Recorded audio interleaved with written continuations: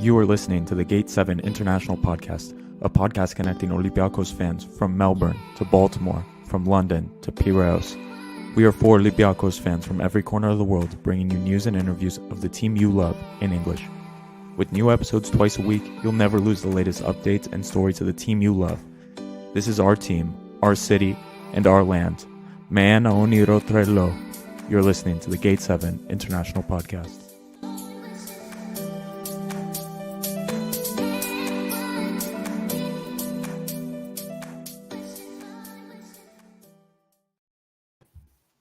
Hello, everyone. Karimera. Welcome to the Gate 7 International Podcast, your official English source for all things Olympiacos FC and Greek football. My name is Peter Thompson. I've got my co-host Lambro with me. We are in episode 101. If you missed episode 100, it's on YouTube, it's on Spotify, Apple, wherever you listen to your podcasts. So give that one a listen. We do talk about Ludogorets a little bit, but today we have an expert here with us to tell us what's really going on with their team. With the game coming up tomorrow, we wanted to know everything. So we are joined by one of the biggest Bulgarian football writers out there, Metodi Shumanov. He's had his work published all around Europe, including The Guardian, Sky Sports 442, and more. If you scroll to his Twitter, which is displayed here on the screen, you can find an interview with none other than the Bulgarian legend Dimitar Berbatov. So big stuff going on over there. Metodi, we're very, very thankful to have you on the podcast here and excited to hear what you've got to say about Ludogorets. How are you doing today? Hello, guys, or should I say yassas? There you go, yeah. Yeah, well, pardon my Greek. I'm very well, thank you. Thank you very much for the invitation, and it's a real pleasure to be on your show today. Awesome. Well, we want to start. We'll ask you a couple questions about your career first. You know, where did you gain an interest in football? And, you know, how did that transform into a career in writing? And then, you know, how have you gotten as far as you have up to this point? Actually, I've always been a football fan throughout my entire conscious life. And then it happened naturally. I mean, it was a logical next step for me. And you know what they say, that if you're working or your job is what you love, you don't work a single day in your life. So I'm a lucky guy in that sense.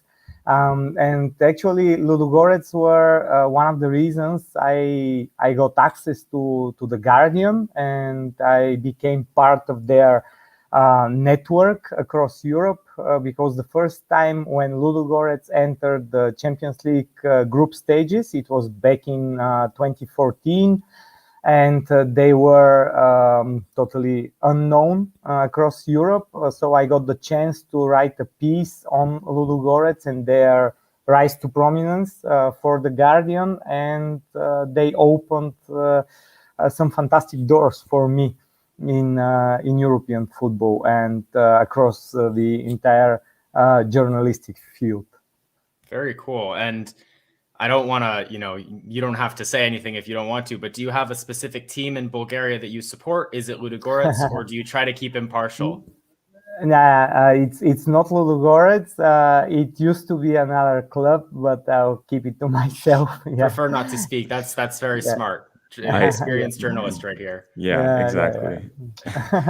Well, Peter, I have a question actually. So Ludogorets isn't from a big city as well in Bulgaria, and it's a bit complicated as well because Česká Sofia is well known, but now there's 2 Česká Sofias, and it's a bit complicated. Yes. Can you explain kind of this rise of Ludogorets and I guess the downfall of 2 teams? Yeah, actually, their rise, it coincided with the downfall of both Sofia giants, CSK and Levski. So both CSK and Levski have been struggling a lot. Financially, they've been suffering from mismanagement in recent years. And Ludogorets are owned by one of the wealthiest businessmen in Bulgaria. Thanks to his financial muscles, they are now a force to be reckoned with. And what's more, Ludogorets got promoted to the Bulgarian top flight for the very first time in their history at the start of the previous decade. So ever since they got promoted, they've always won the Bulgarian league. And it's now 10 titles in a row, which as Olympiacos fans, I guess you are familiar with that kind of dominance and feeling. But it's unprecedented and unparalleled here in Bulgaria. Last season, when they clinched their 9th title, they equaled the record of CSK Sofia, a record that was dating back to the 50s and 60s of the last century. So it was a really old record, but now they've even bettered it, and they're holding the record with 10 titles in a row. And it looks like their dominance is not going to end really soon, because right now I think they have all the conditions in their favor, because they are way richer than the other clubs. They're signing players from abroad.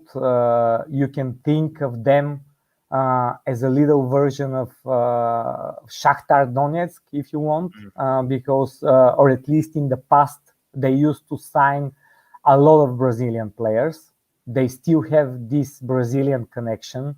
They have some scouts there, and they are used to buying some talented Brazilian players at the age of, let's say, 22, 23, and they sell them on for a profit. A few years ago, they sold Jonathan Cafu, a Brazilian winger, for 7 million euro, and which is still a Bulgarian league record. So they are doing a lot of things right on and off the pitch. Yeah, and I have to say I was like a bit surprised and fascinated. I did a little bit of a Wikipedia search before the podcast, and yeah, as you mentioned, Ludogorets have been around since 1945, I think, but they only made it to the first division under the takeover of their new owner, Kirill Domashiev, in 2010. Yes, and ever since then, they've just won the league every year. And as you mentioned, they were a total unknown when they first broke into the Champions League. And I guess it sounds like this isn't going to stop anytime soon, just with all the financial resources that they have. And so the Bulgarian league, I believe, has already started. Would you say that Ludogorets are once again the heavy favorites to make it yet another championship? Yes, definitely. Definitely.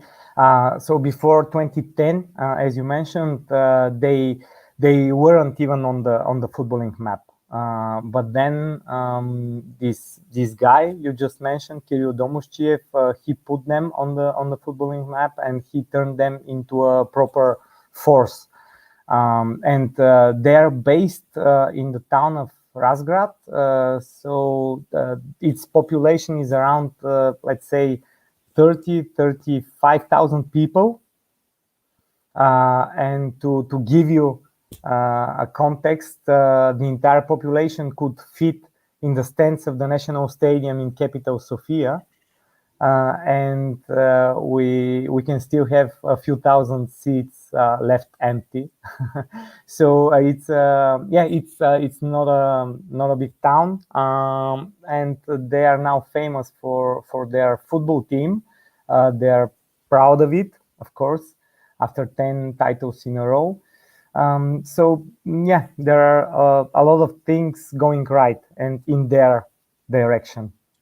Yeah, and I have a couple more questions as well, just because I'm interested. And we did have one from the chat from Fetanos, who asked, do Ludogorets have a lot of Bulgarian players in the squad? And I think you sort of alluded to that already, that they really tap into the foreign markets and buy these players and sell them on for a profit, which is in some ways similar to what Olympiacos do. But they certainly do have some. We can get into that in a bit. But the two questions I had were, first of all, what is the stadium like in Razgrad? Like, it's such a small town, but it's a big club. So, is it a big stadium, or is it, much more like a smaller team? I guess we'll find out next week. And then also, with all this dominance and with the big Sofia teams kind of falling off, I would have to imagine that the perception of Ludogorets in Bulgaria is very negative, like sort of a lot of the way maybe people look at Manchester City in England or RB Leipzig in Germany. Like people really don't like them. Is that sort of the way that people perceive them in Bulgaria?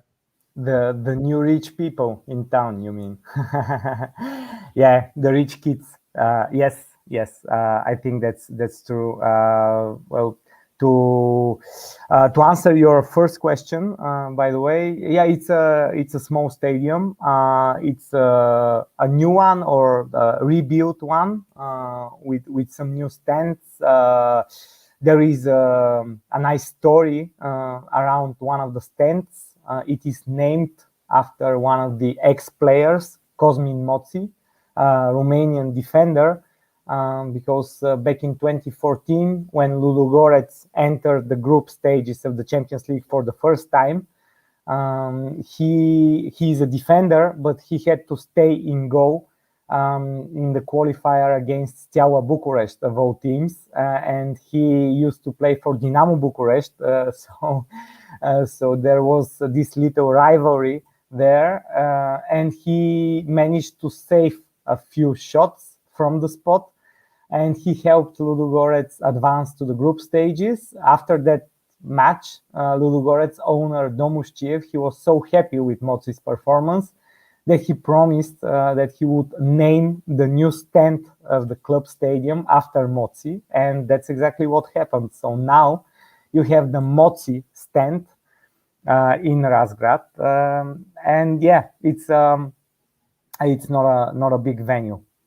That's a really cool story. I love hearing about like all these clubs from around the world. We usually try to get people on when we have, we had someone who's an expert on Azerbaijan football with Neftchi Baku. It's so entertaining for me to hear all these stories and stuff.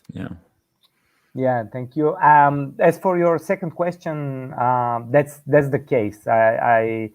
I have to admit that, apart from, of course, the Ludogorets fans, the people of Razgrad, not that many people are in love with this club because, as you can imagine, it's the same in Greece or in Serbia.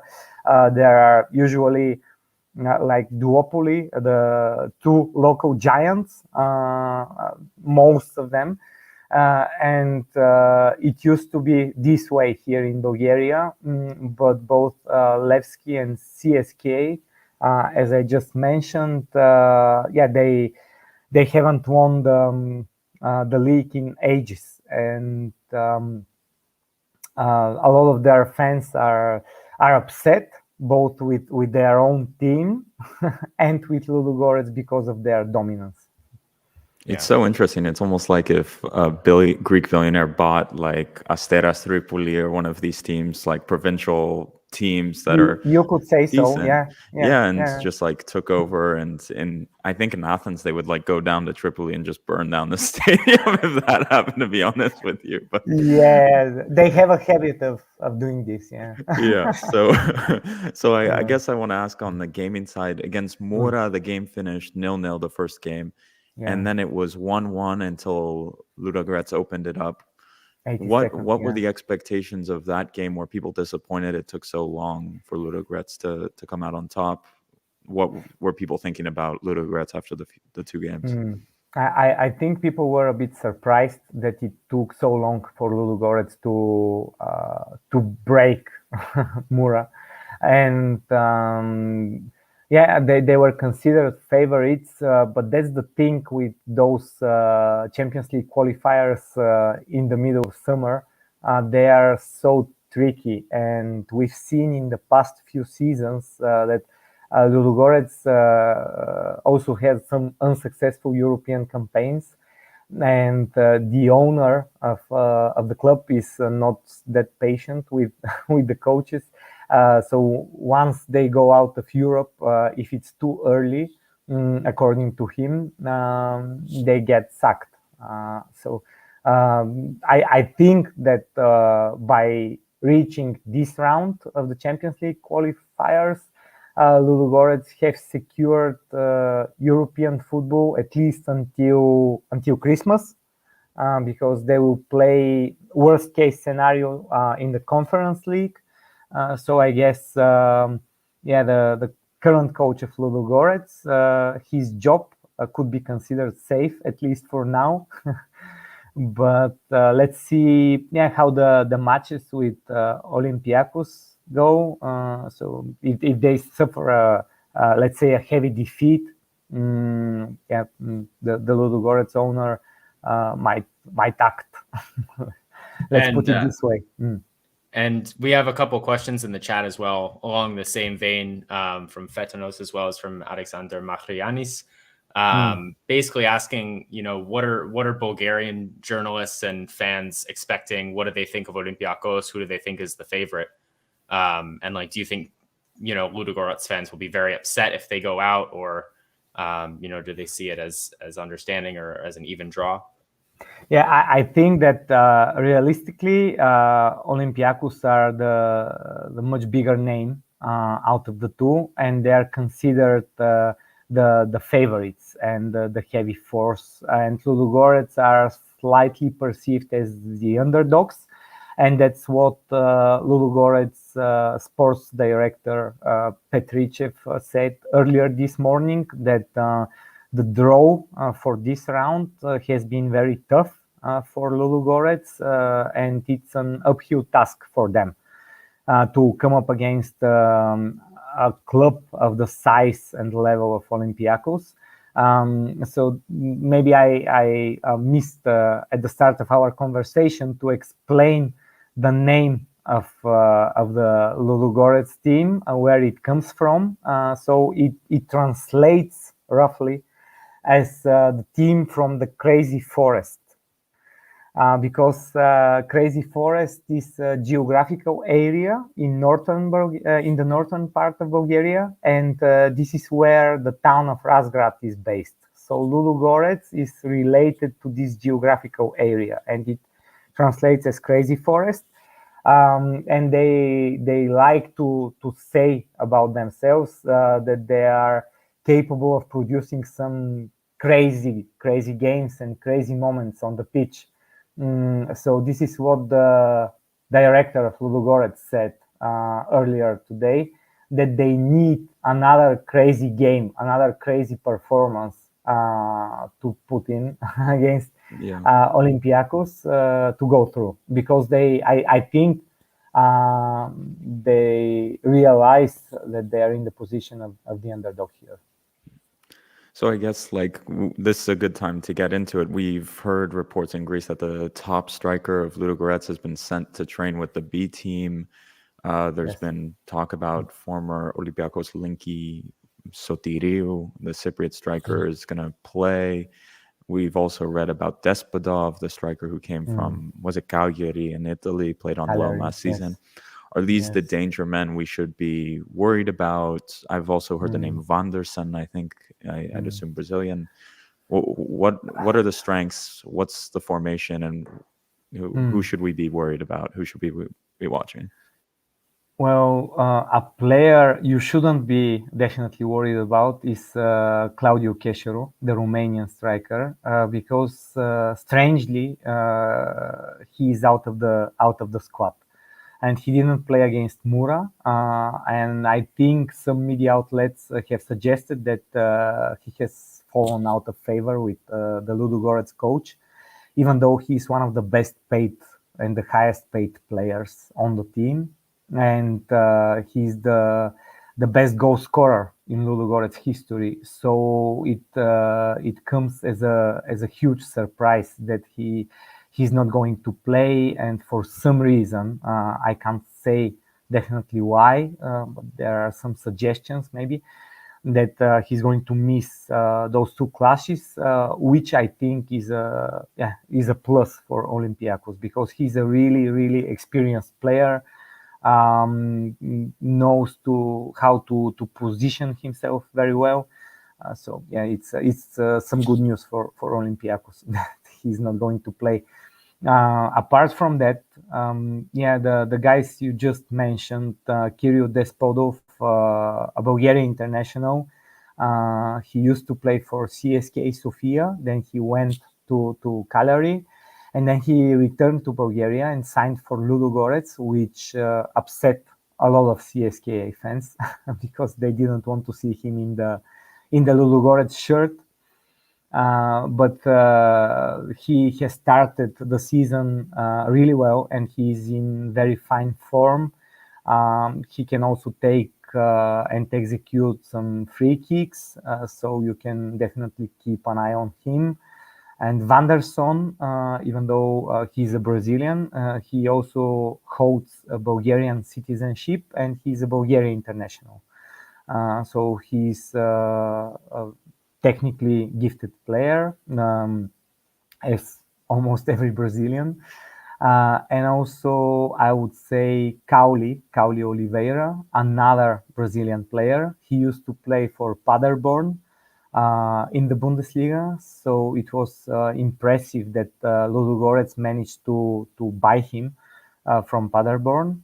And Bernard Tekpete, he's a guy from Ghana, a really physically imposing and strong guy, and he was owned by Schalke in Germany as well. So this is the level of players you can expect to see in action, and they have some already some experience to play in the top leagues of Europe.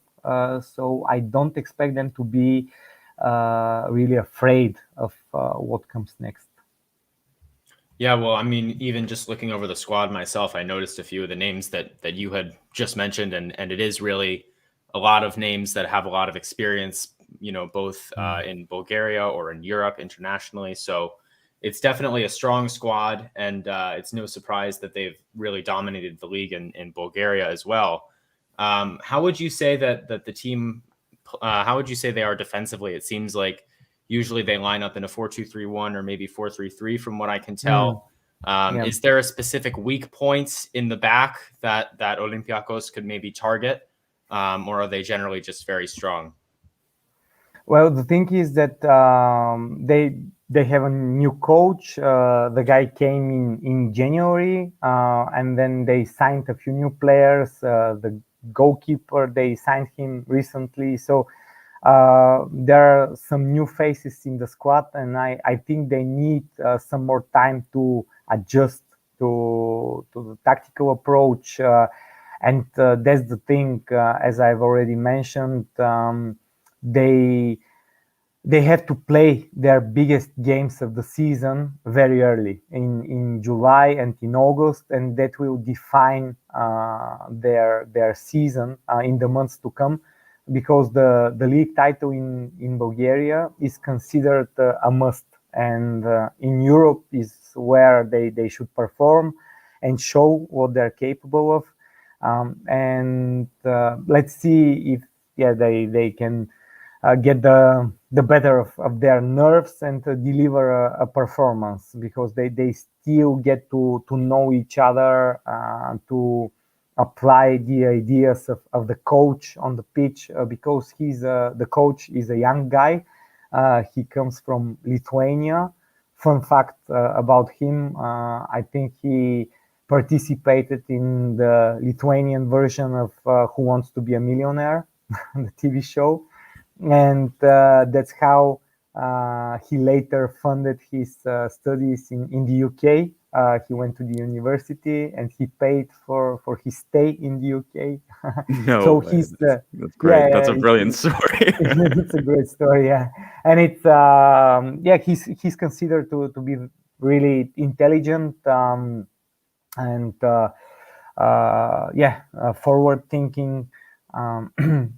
Today he said that he wants his team to be balanced, and by that he means that they won't attack too much, as you can imagine, but they won't defend throughout the entire game either. So I guess they will be cautious, and they will try to hit Olympiacos on the break and to take advantage of their chances. Because they know that they will need to score at some point if they want to go through. Yeah, and I see a comment here. What channel the match will be tomorrow? It will be on Mega as well as Nova Sports, two, I believe, everyone Greek channels that is. And one question we have that the press has been talking about it. You may be living through it. Massive heat wave currently in Athens, above 43 degrees. The game tomorrow, it will be at 10 p.m. local time, but still above 35 degrees according to the press. Is that something that Ludogorets may be living? I don't know, maybe in Bulgaria it's a bit cooler. Is that something that could affect them? It's something that the press talks about all the time, the heat being something that can cause opponents problems. Well, right now in Sofia, it's 38, 39 degrees. So we are used to that kind of weather. But I get what you mean. I think, it will be very demanding for both teams, physically at least. I don't think that this is a topic that has found its place across the media outlets here, because as far as I know and I saw today, Ludogorets were a bit upset because their agenda upon landing in Athens was disturbed, because some of the players who hasn't got the vaccine against COVID-19 yet, so they got randomly tested for COVID at the airport, and the entire team got delayed, and because of that, I think the whole program of the team on Greek soil has been disturbed and interrupted in some kind of way, and they weren't happy with the attitude of the Greek authorities, maybe. We've heard this story before. Galatasaray came for a friendly, and the tests were really? demands, and they just got up and left. They didn't even enter the country. So I don't know if this is something the Greek government needs to look into, because it's now becoming a bit of a habit of a diplomatic incident, we can say, with Turkey was with the last Galatasaray incident. So hopefully that's changed. Maybe the people who are working at the airport are just Olympiacos fans, and they're giving their best. Only in Greece, I suppose. Only in Greece, exactly. No, in the Balkans. In the Balkans, yeah, fair exactly. enough. Only in the Balkans. Well, as we begin to wrap up here, Metodi, I don't know if you're at liberty to give your prediction or not, but Lambro and I will. And then if you prefer not to speak, that's fine. But we would also be happy to hear your prediction. But it's going to be difficult. I think Olympiacos are missing a few players, but I think at the end of the day we will go through maybe a 1-0 victory tomorrow, and then a 1-1 draw in Bulgaria, we can say. It maybe is my prediction. Lambro, what do you think? It's tough because we're having all the players coming back from COVID or injuries. They didn't say it was COVID, but that's what a lot of people say. We'll just pretend not to know. Jan Envia, of course, is back. Mari Kamara will be back. Oleg Grabchuk's back. Sokratis is back. We may see Vachlik, a new goalkeeper, start tomorrow. Not sure. I'm pretty confident of a win tomorrow night. I may say 2 or 3-1. Maybe I think we're open on the counter to a goal. The system's going to matter, but yeah, I think 3-1, and then I think we go through. We tend to play pretty well on the road. Maybe a 1-0 or even 0-0. So yeah. Yeah, my prediction is also 2-1 Olympiacos, I would say. Because I think that, by the way, how many fans are expected to attend the game? Or that is a question we're not sure about. I think last game was 10,000 because they were testing it out. But in Greece, you're allowed to have 80%, 85% of your fans in the stadium. I just don't know if they're going to do that. So, 85. Okay, because in Bulgaria it's 50% currently. It may be 50% in the end, but it's not clear exactly. Yeah. But, okay. The capacity of the Razgrad Stadium is less anyway. So, Yeah, and so seeing a lot of people giving Olympiacos wins, that's good to see. And real quick, starting 11 prediction. Peter, you want to give yours, and then I'll give mine? Sure. I think we go 3 at the back again. I'll say Vaclik in goal as sort of maybe a bold prediction. Oleg, Ba, Markovic, Semedo. I say Socrates maybe doesn't play, maybe in the second half. And then I think Androutsos will play on the right. It's a back 3 that maybe suits him well. And Villa and Madi in the midfield. And then El Arabi, Valbuena, and Masuras front 3. Yeah, I like that, Peter. I'm going to go Oleg. Probably I'm going to go Socrates, Markovic over Ba for me, Semedo, Kenny Lala, and then I like your midfield of Mari Camara and Jan and Villa, and then front 3 I think is right with Yorgos Masuras, Valbuena, El Arabi, no Hassan, please.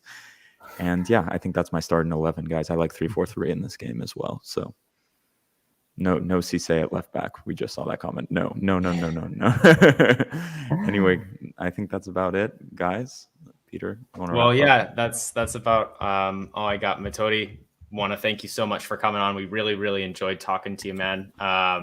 Maybe after the games we'll have you back on or something like that. It was a joy. Sure.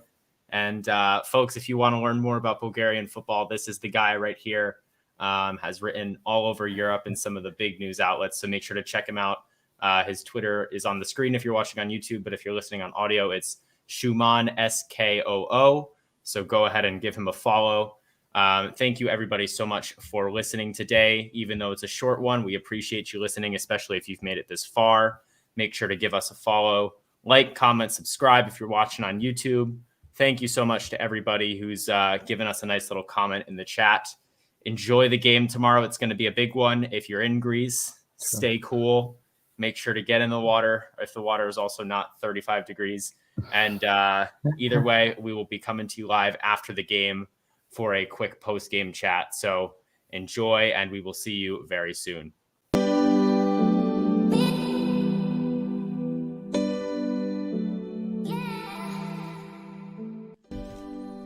You just listened to an episode of the Gate 7 International Podcast, a podcast connecting Olympiacos fans from Brussels to Tokyo, from Toronto to Geneva. We are 4 Olympiacos fans from every corner of the world, bringing you news and interviews of the team you love in English. With new episodes twice a week, you will never miss out on the latest updates and stories of the team you love. If you liked what you heard, make sure to follow us on social media at Gate7INTL. Give us a subscribe on YouTube or even leave a review on all our podcast channels. Until next time, this is our team, our city and our story. Θρύλος είσαι. Στο μυαλό κάτι μαγικό.